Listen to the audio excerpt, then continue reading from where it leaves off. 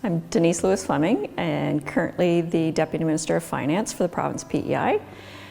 I am a proud UPEI alumni as well as an alumni of Dalhousie University where I got my Master's in Public Administration.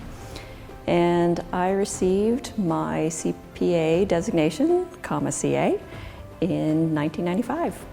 I love numbers. I love putting together the puzzle and being able to interpret it and share it with other people. I recognize numbers are not everybody's strength, and it was just something that I wanted to be able to do more of. My entire career has been in the public service on PEI, and it's just my inherent nature. I want to be in an area where I serve my community, and I think of serving my family as well. I'm not an entrepreneur at heart, and so the business route, that some CPAs take, that wasn't the path for me. And it's just where I've always wanted to be. I'm lucky in the public service that I've had the chance to experience many parts of government.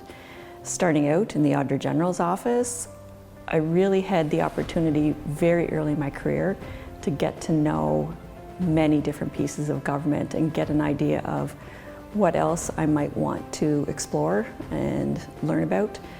I had the opportunity through a lateral move to leave the Auditor General's office and move over and take care of pensions and benefits on the operations side.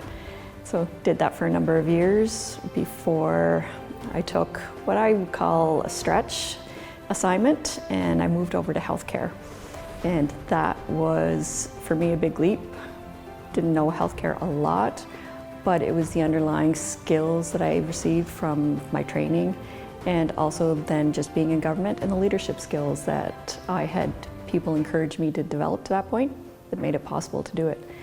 And from there, it was an interesting, I'll say 12 years, which I did wrap up, being the last 3 of the CEO of Health PEI before I moved to my current role as Deputy Minister of Finance. I do take a lot of pride in being a CPA. All the people that have come before me have created credibility for us all when we step into a room, when we go to meetings, when we pitch ideas. And it's for that reason that I'm also very cognizant of where I am now.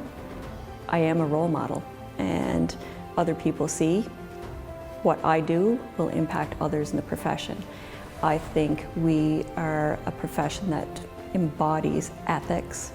How do we do a really good job of being a neutral analyzer of what is happening? How can we put forward proposed solutions and bring people together to work on getting to an outcome that we all want to achieve? The training is there. That is really, for me, what the CPA profession is, and take a great deal of pride in belonging to a group of people that think like that. I first decided to give back to the profession early on in my career. Whenever I was in the Auditor General's office, I wanted to feel more connected to the broader group of professionals that I was a part of. And sometimes in the Auditor General's office, you could be a little bit isolated. You weren't quite part of, back then, the big 5 firms. The industry component of our profession isn't one that got together on a regular basis. So I was looking for a way to connect and took the opportunity to join committees, participate in organizing events, and then when it came to unification, I was willing to take the learnings and skills that I had gathered over my years in government to try and help my profession. How do we come together, write legislation? What are we going to do collectively to help us be better together? And so that's really why I've got into it. I met a lot of great people, and I'll be honest, I learned a lot by giving back to my profession. It helped develop my own leadership skills, my ideas on governance. I had lots of learnings through those components, and even developing the legislation for our new Chartered Professional Accountants Act. It was a really good learning experience for myself. As many years as I had in government, to lead such a large piece of legislation and work with two other professions that coming together, you're going through some of the bumpy parts of the road and trying to find out the best path. That was some good learnings. I'm humbled to be receiving the designation of fellow. It means a lot for me that I had peers that thought enough of my contributions to the profession and even how I conducted myself throughout my career to nominate me for the designation. I'm also greatly honored that the awards committee recommended to the board for me to receive it and for the board approving the award as well. I was stunned when I got the phone call, I will be honest.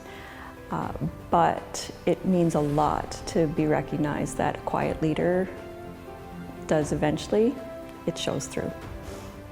To those that are starting their career or early on, a piece of advice that I would give them, do something that scares you in your career.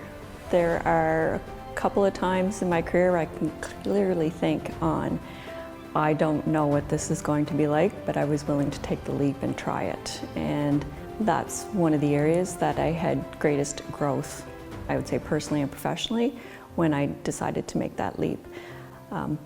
But another piece of advice, it won't always be smooth. So just be prepared for the rocky road and draw on your network of friends, mentors.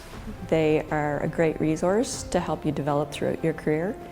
My last piece of advice, as much as you're just leaving all the studies that were intensive for the last couple of years, learn, learn, learn throughout your career. I think that's what makes a very successful chartered professional accountant, our continual learning, and it has stood me in good stead. I hope it will stand them in as good of stead.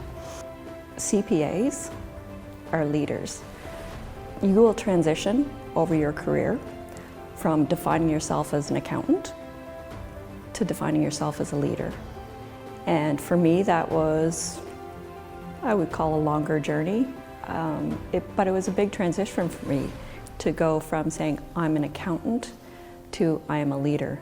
But I still consider myself to be that leader because I am CPA, and that is something that I am very proud of.